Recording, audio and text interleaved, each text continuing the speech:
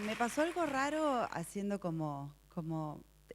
pensando estas cuatro tramas anteriores, como factor común. Primero aparece mucho el padre, que yo también iba a hablar de mi padre. Y también aparece un poco como las dificultades y el dolor que tiene que ver con la creación. No siempre la creación está vinculada al dolor, pero como recién me decía Dani Molina, es un poco así. Te quiero, cachetazo, te quiero, cachetazo. Y hay algo de eso en mi vida también. Y también voy a hablar de mi infancia. Tuve una infancia muy diferente, al menos a lo que escuché. Mi padre, médico, psicoanalista, psiquiatra, muy conocido, era trotskista. Trotskista, que ahora parece como algo muy, muy antiguo, era muy, muy antiguo. León Trotsky era un señor que estuvo en la Revolución Rusa en 1917, que era como la izquierda del comunismo. O sea, la izquierda, ya no existe más izquierda que eso. Con lo cual, interesante, muy aprobado mi padre, así como muy comprometido con el trotskismo y toda su ideología de igualdad y qué sé yo, hasta que en un momento, a medida que fui creciendo, de chica, yo siempre empecé a hacer muchas preguntas. Era la típica niña plomo que preguntaba por qué, por qué, por qué, por qué. Sigo haciéndolo. Empecé a preguntar por qué mi padre, que es trotskista, vivíamos acá en Figueroa Alcorta y Salguero, iba a pescar truchas al Bariloche con mosca, íbamos a cazar liebres a la pampa, no sé qué. Y de chica, entonces ya de entrada empecé a ver esta contradicción que tiene la vida, que es lo que más me apasiona, este desencuentro y este no terminar de entender. Y mi padre que era médico, mi madre era ama de casa, a pesar de que era una gran artista húngara, con lo cual mi vida está hecha de Hungría. Cuando Sergio me llama, me dice que no era tanto el arco de aprendizaje, sino de qué estamos hechos.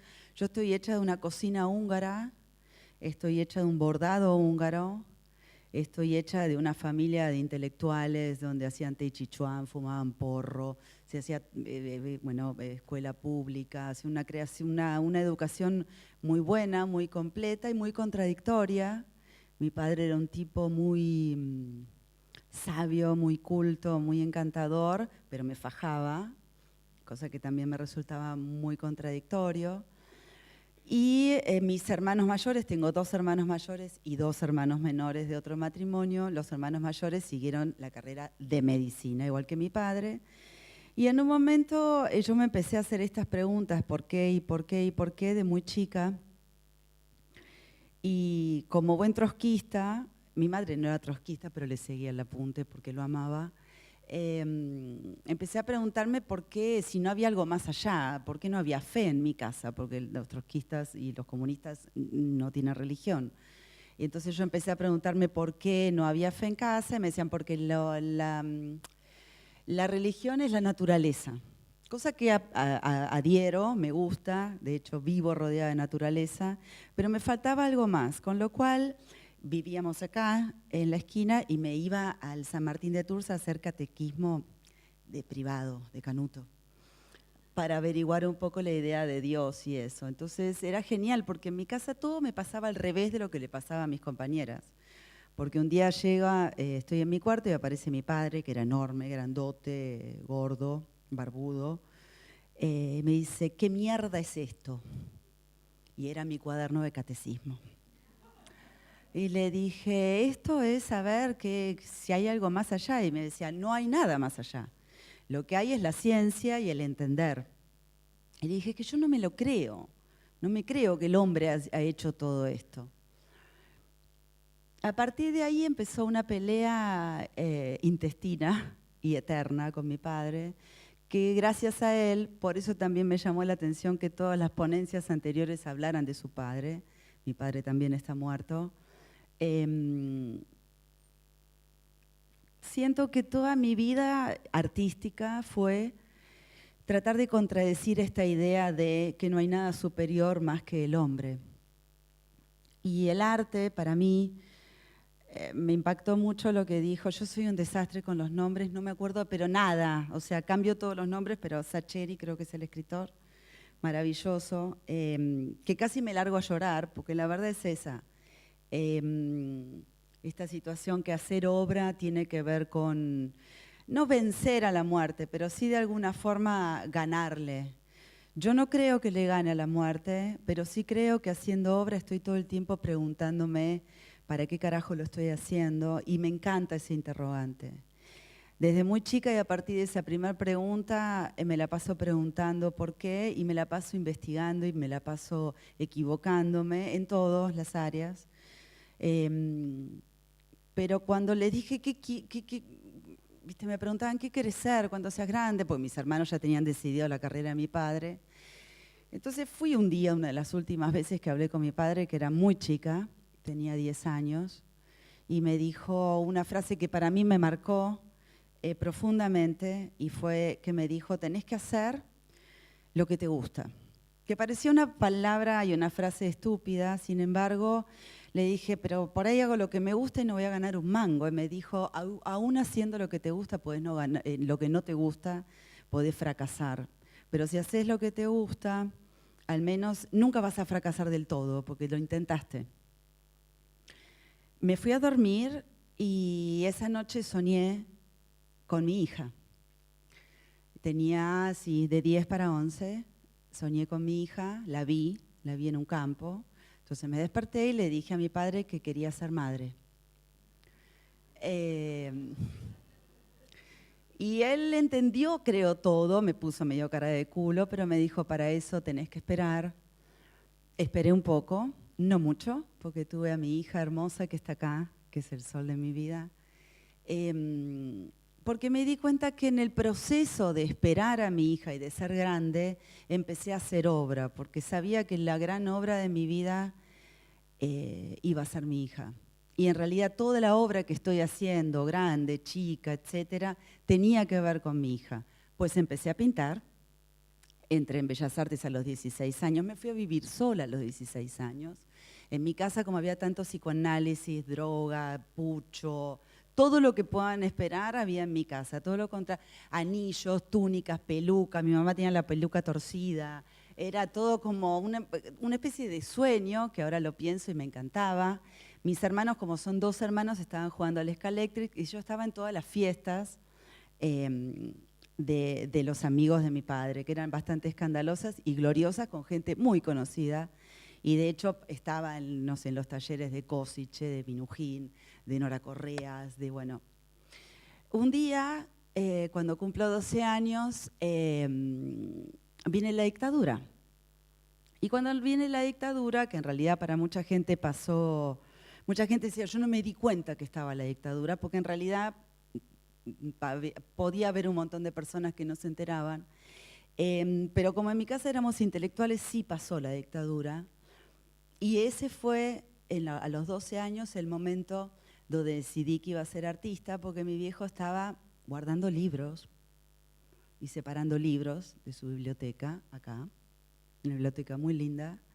Y le dije, ¿por qué separas libros? Y me dijo, porque estas son nuestras armas. Y ahí me di cuenta que hay que luchar, que hay que luchar y que la lucha tiene que ver con hacer lo que uno le gusta. Empezó como a hilarse todo, con que mi hija iba a aparecer en el momento indicado. Y a partir de ese momento no paré. Así como hacía Pablo, que dibujaba y dibujaba en sus cuadernos y en las cosas y en las ruedas del taller, yo también empecé a dibujar. Y dibujaba no solo en el papel, dibujaba en mi mente, en mi futuro. Que, aunque parezca mentira, es lo que estoy transitando. Cuando empecé a dibujar, dibujaba, chicos, horrible, pintaba feo, hacía cosas feas, carta de tarot, hacía todo, mucha gente me decía, vas bien, pero yo sabía que era feo. Y feo acá, qué sé yo, entro, no sé qué, y un día entro en un premio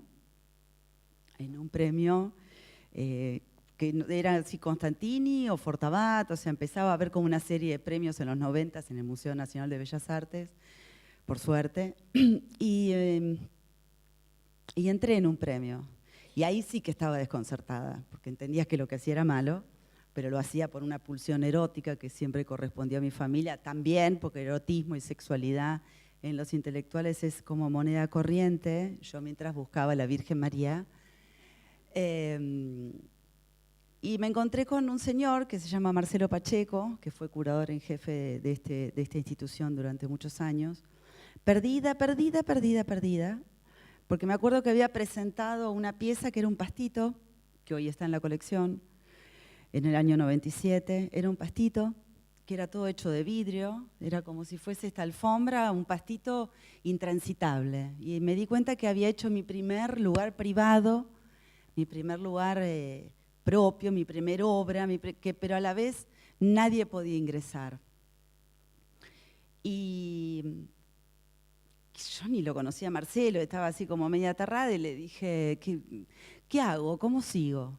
Y me dijo, tenés que leer literatura argentina del siglo XIX.